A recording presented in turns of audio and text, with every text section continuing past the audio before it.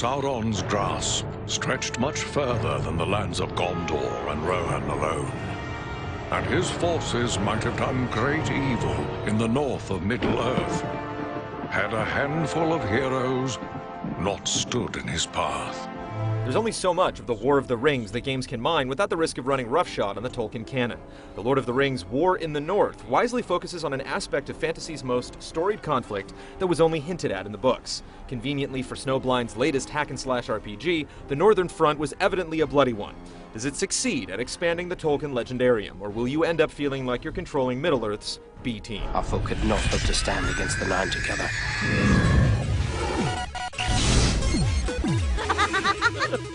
I will gladly do whatever you command. I'm a part of this now as well. Then we three are of one mind. In the role of either Aredin the Ranger, Andriel the Lore Master, or Farin the Dwarf, it's your job to track down and eliminate the vile Agandaur, a human servant of Sauron who shares his Dark Lord's silhouette, as well as his predilection for conquest and subjugation. In the course of things, you'll be running interference for the Fellowship, visiting storied sites, and generally ridding them of orcs, goblins, wights, and spiders, and even some wicked men. These lands have known peace for too long. If the no-name protagonists have led you to expect an experience free of notable personages, you'll be surprised at how often you'll get to hobnob with Middle-earth's bigwigs. And all business hack-and-slash this ain't. There's actually quite a bit of talking in War in the North, and the world's famous lore masters live up to their title. If you're game to hear it, the likes of Elrond and Gandalf will happily hold court and drop copious quantities of mythology, sounding like reasonable facsimiles of their big-screen counterparts in the process. There you will find Gandalf the Grey. Even your valorous feathered friends are blessed with silver tongues, though their dignified, fully human voices and oddly articulated mouths will surely make you chuckle. The great eagles of the north speak as well as any man.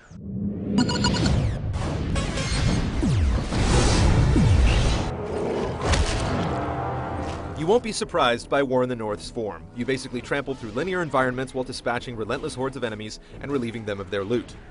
Aside from frequent, brief detours to claim hidden treasures and the odd spontaneously discovered side quest, it's all about forward momentum. You'll also come across various settlements in your travels where you can repair and re-equip, as well as chat with Middle-earth's loquacious locals.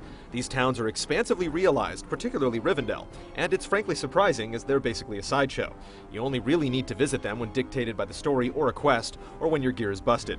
Otherwise, you're just as good unloading excess loot at the Phantom shops located at the end of most stages. Unfortunately, they don't do repairs. The game's MO is to basically bombard you with waves upon waves of enemies, though it tries its best to mix up the compositions of the hordes, from weenies and heavily armored skirmishers that bear down at you, to archers and magic users that harry you from a distance. There simply isn't enough variety to keep things interesting in the long run.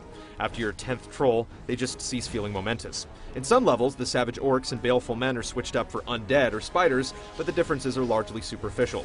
The boss fights are a bit by the numbers as well. One particular template is reused for 3 different encounters.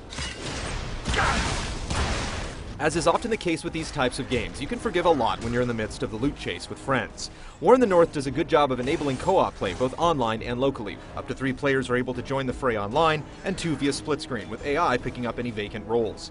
Once you finish the 10 to 12 hour story, you can restart it on higher difficulty levels with commensurate loot rewards. And given that a single playthrough will put you at around level 20, you'll have quite a bit to work through if you want to hit the 40 cap.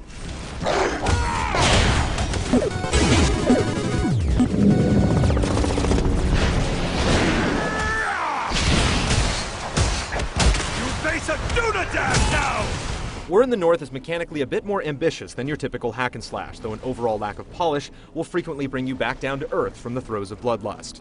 Beat on enemies enough and they'll become vulnerable to a critical hit. Land the crit on them and you go into hero mode, which makes your attacks more effective and grants you increasing amounts of bonus XP the longer you keep the chain going. All of the characters have a ranged weapon at their disposal, and the game does a good job of incentivizing the potshots by sprinkling the battlefield with stationary ranged units beyond sword's reach. Switching to your ranged weapon is seamless, and does decent damage even if you don't dump a whole lot of points into the relevant talents. The game's combat has a lot of things going for it. The multitude of skills that your characters accumulate as you level go a long way towards keeping you present and engaged, which is perhaps more than your homogeneous opposition deserves. Likewise, the feeling of calling in Belaram, your noble aquiline ally, for a devastating, well-animated dive bomb never gets old.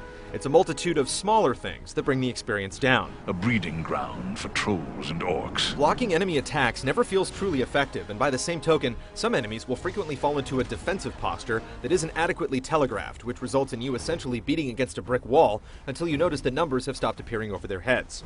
The funky collision detection doesn't do the game any favors either. Far too often you'll try to engage an enemy and end up slashing air because an ally was a foot or two in the wrong place. Games like this thrive on precision, and when it isn't there, it really puts a damper on the experience.